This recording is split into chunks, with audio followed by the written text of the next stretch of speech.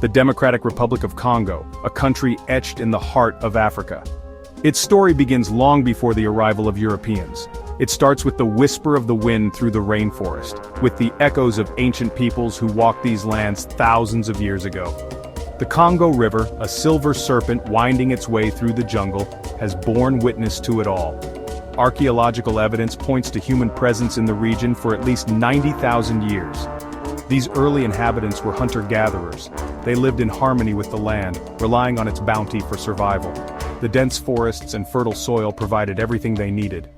Over time, these communities developed sophisticated tools and techniques. They mastered the art of agriculture, cultivating crops like yams and bananas. This shift to settled agriculture marked a turning point. It allowed for larger populations and the development of more complex social structures. By the 14th century, the Congo Basin was a tapestry of powerful kingdoms, each with its own unique culture and influence. The Congo, the Lunda, the Luba, the Kuba. These were not just names but thriving civilizations with rich histories. These kingdoms were not isolated entities. They engaged in vibrant trade, exchanging ivory, copper and slaves for goods from distant lands, creating a network of economic and cultural exchange. The echoes of their artistry and craftsmanship still resonate today, seen in the intricate designs and techniques passed down through generations.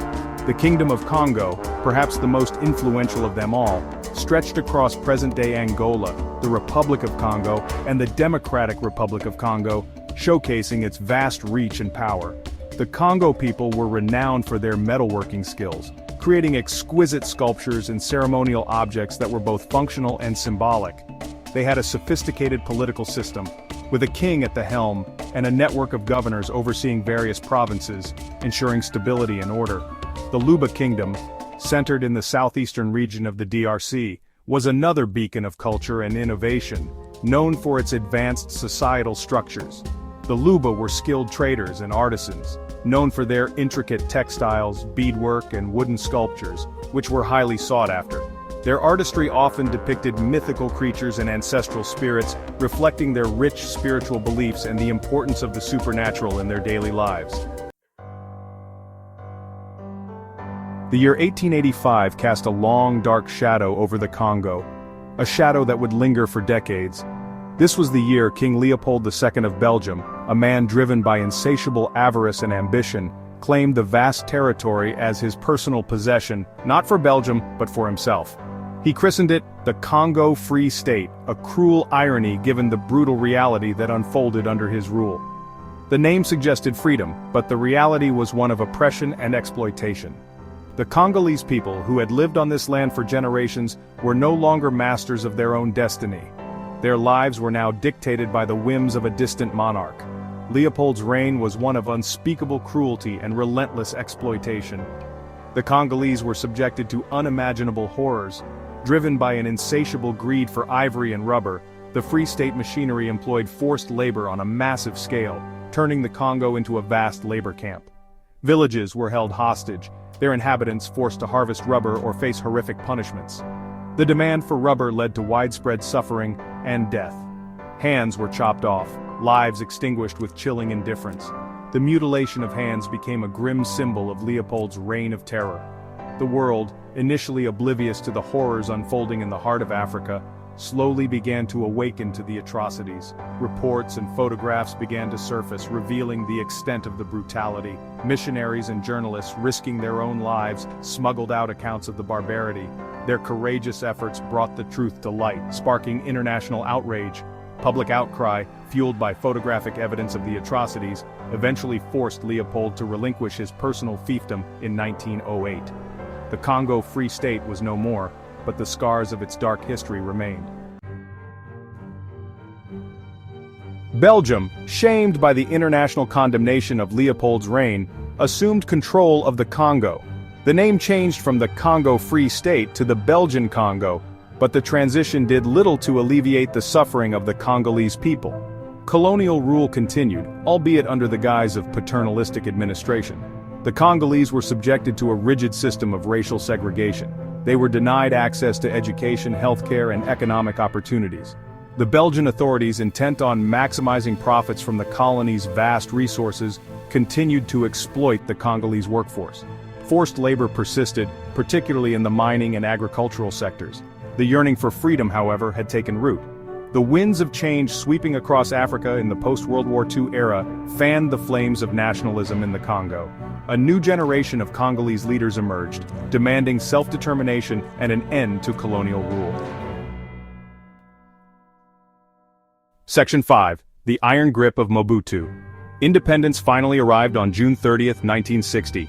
A young, charismatic leader named Patrice Lumumba, a beacon of hope for a brighter future, became the country's first prime minister. His vision for a truly independent Congo, free from Western influence, was short-lived.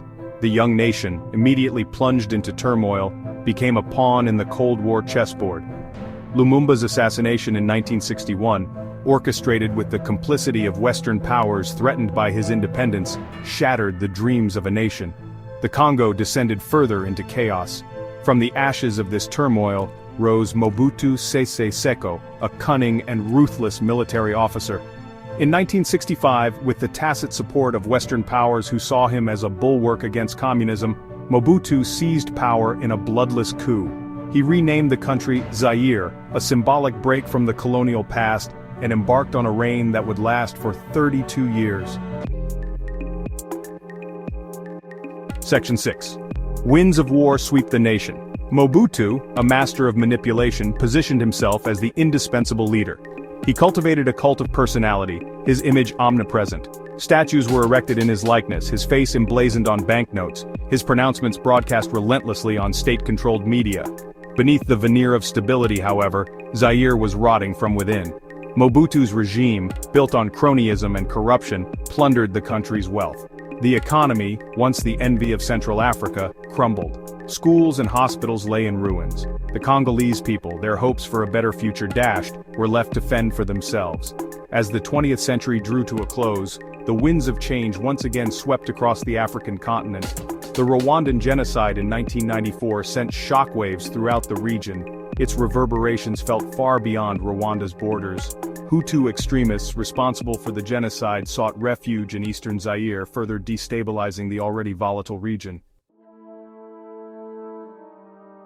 Section 7. A continent engulfed in conflict. In 1996, a rebellion ignited in eastern Zaire, fueled by deep-seated ethnic tensions and widespread resentment towards Mobutu's corrupt and oppressive regime. The country had long been simmering with discontent, and the rebellion was the spark that set off a chain reaction. The rebels, backed by neighboring Rwanda and Uganda, advanced rapidly, capturing vast swaths of territory with surprising speed and efficiency. Their military campaigns were relentless, and the support from these neighboring countries provided them with the resources and strategic advantage they needed. Mobutu, his grip on power weakening with each passing day, eventually fled the country. His departure marked the collapse of a government that had ruled with an iron fist for decades. His reign of terror, characterized by brutal repression and rampant corruption, finally came to an end, sparking celebrations across the nation.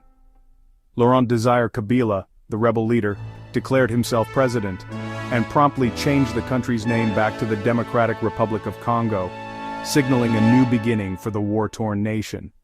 The hope for a new era, however, proved short-lived. The initial optimism that greeted Kabila's rise to power quickly faded as the realities of governing a deeply divided and devastated country set in. The DRC, instead of finding peace, became the epicenter of a conflict that would draw in neighboring countries and claim millions of lives.